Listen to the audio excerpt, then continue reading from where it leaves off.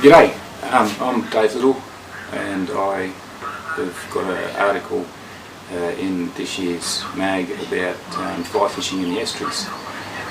Today I'm going to head out. The tides aren't fantastic, but I'm going to use the opportunity to have a look through some clean water for some, hopefully some pikey bream, maybe one or two jacks if I'm lucky, and you know, if all else fails, we'll have a little bit of a look for some tarpon in some holes I know about.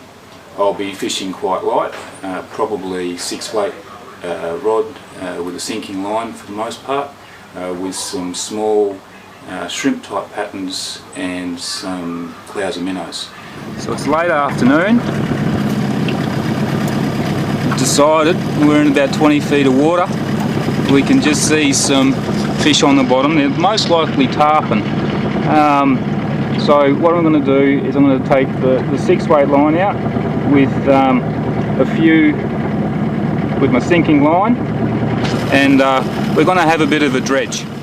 So they're proving to be quite elusive at the moment, but as you can see just in front there's the more characteristic rolls of the tarpon that we're looking for.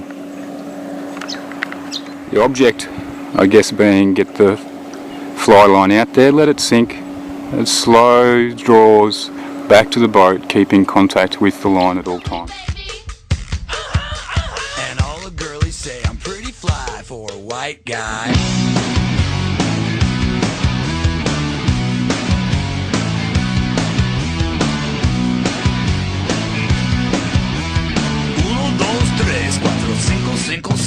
You know it's kinda hard just to get along today.